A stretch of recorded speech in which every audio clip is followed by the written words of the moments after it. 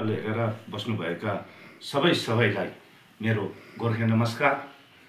म Gorkha Janmukti Yuva Morcha Mirik subdivision coordinator Yogesh Gole. विशेष गरेर अक्टोबर 4, 2025 को जुन घटना थियो, प्राकृतिक प्रकोप थियो भएर घटना भएको थियो, त्यसको ज्यानमाल घरविहीन धेरै क्षति पुर्याए र धेरैको ज्यान पनि गए। यी ज्यान गएका जो उहाँको आत्माहरूले पनि शान्ति पाओस्, आज पनि म यो भगवानमाथि प्रार्थना गर्न चाहन्छु। विशेष गरेर यी घरविहीन यी ज्यान जानेहरूको लाई गभर्नमेन्टले पैसा जुन उहाँहरूको ज्यानमालको क्षतिपूर्तिको निम्ति दार्जिलिङमा बजेट छुट्याइएको थियो। जुन बजेट यहाँ आएको छैन, यो चाहिँ हामी भने अहिले खास हामी क्लियर गरेको छैनौँ। तर उहाँहरूको लिस्ट तयार पारिएको छ। यसमा छ लिस्ट, मिरिक सब डिभिजनको लिस्ट चाहिँ यहाँ छ। यो लिस्ट हामीले हेर्दाखेरि कुनै पनि हामीले हालतमा यो लिस्ट हामीलाई पचेन, यो जेनुन छैन। यो भित्र यहाँनिर हामीले एउटै घरको सिधै भन्नुपर्दा पिजिएसटी 1 को प्रधानको घर परिवारको 3 जनाको नाम पनि भेट्यौँ, उसको आमा बाउ र उसको आगुको। अन्त यसरी प्रधानहरूले घोटाला गरेको हो कि यो राम्रो गरेको? अन्त यो उहाँहरूलाई म सोध्नु चाहन्छु। यो कारणले गर्दाखेरि प्रधानहरूसँग मेरो जुन कुरो यो प्रधानहरूको कार्य प्रणाली हामीले हेऱ्यौँ र यसको साथसाथ मैले समिति चेयरम्यान कैलाश सरलाई मैले हिजो नै फोन गरेँ। कैलाश सरलाई फोन गर्दाखेरि यसको एक्सन तपाईँले कसरी लिनुहुन्छ, यो त भएन भन्दाखेरि उसले म 7 माइलदेखि नै म यो कुरोमा म भिजिट गर्छु भने। हामी यो भन्न चाहन्छौँ कि प्रधानको 2.5 वर्ष नागेपछि उहाँहरूको हाउसले पास गरेर पिजिएसटी 1 को प्रधानलाई उहाँहरूले हटाउनु पर्यो। यो नहटाइन्जेलसम्म हामी मान्दैनौँ। र यसै क्रममा उहाँले हाम्रो पब्लिकको भोट त बेच्यो, मेरो भोट पनि बेचेको हो।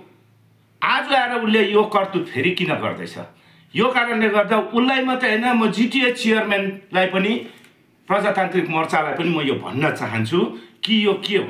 बार बार सपनामा पनि घोटाला, विपनामा पनि घोटाला, रातमा दिनमा घोटाला। यो हामी कुनै हालतले मान्दैनौँ।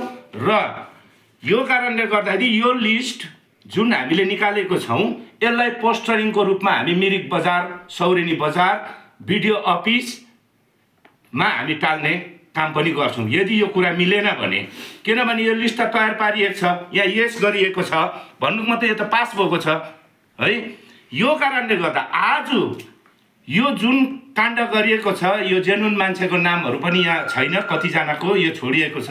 यो कारणले गर्दाखेरि बाइचान्स गभर्नमेन्टले यो पैसा रोके र जुन घरविहीन र जसको क्षति भएको छ उनीहरूले यो पैसा पाएन भने यसको जिम्मेवारी प्रधानहरू हुनेछ, समितिहरू हुनेछ।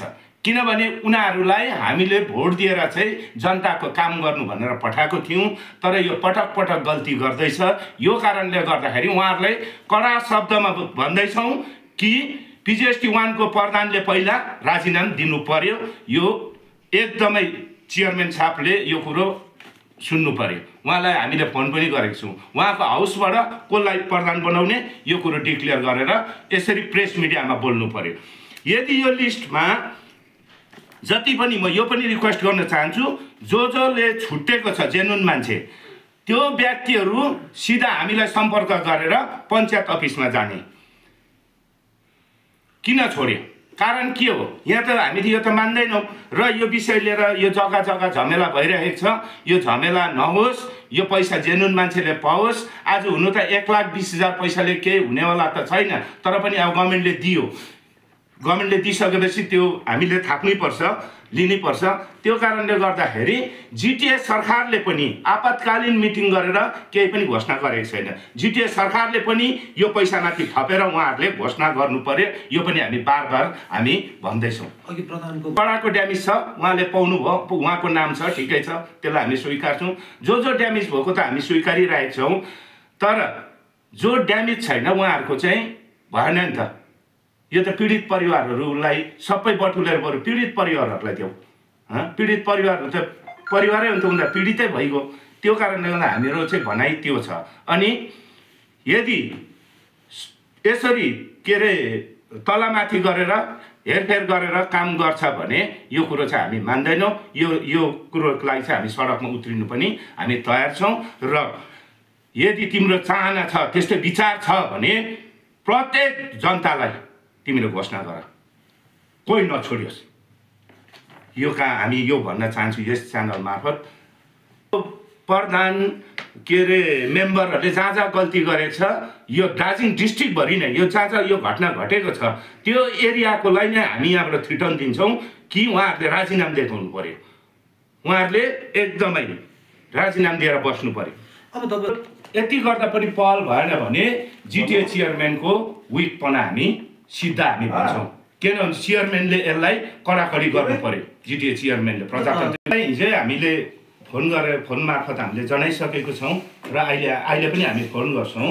उहाँले यो कुरो उहाँको दायित्व बन्छ के अरे चेयरम्यान साहबको कि उहाँहरूलाई कस्तो खालको एक्सन लिने, त्यो एक्सन चाहिँ उहाँहरूले हामीलाई खुल्ला रूपले बताउनु पर्यो।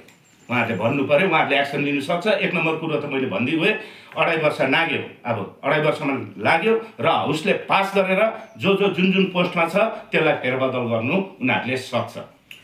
अनि एउटा म रिक्वेस्ट गर्न चाहन्छु प्रशासनिक रूपमा एसडिओ बिडिओ सबले यो मिरिक सब डिभिजन जहाँ जहाँ यो घटना घटेको छ त्यहाँनिर उहाँहरूले भिजिट गरेर यो के हो, उहाँहरूले यो के भइरहेको छ यो कुरोको उहाँहरूले एक्सन लिनु पर्यो। किनभने उहाँहरूकोमा प्रशासनिक अधिकार छ, उहाँहरूले खोज्ने हेर्ने सबै उहाँहरूको जिम्मेवारी छ। त्यो कारणले गर्दा मेरो उहाँहरूमाथि बिडिओहरूमाथि रिक्वेस्ट छ कि यसलाई ठुलो झमेला भन्दा मिलाउने हो भने उहाँहरूले पुरा भिजिट गरेर जेनुन कुन चाहिँ हो कुन चाहिँ होइन यो सबै उहाँहरूले छानबिन गर्नु हामी गरेको हामी देख्न चाहन्छौँ। रिभिजिटको माग गर्नु होइन, रिभिजिटै हो, उहाँहरूले रिभिजिट गर्नु पर्यो। यो लिस्ट मुताबिक भयो र यसमा चाहिँ हामी मान्दैनौँ।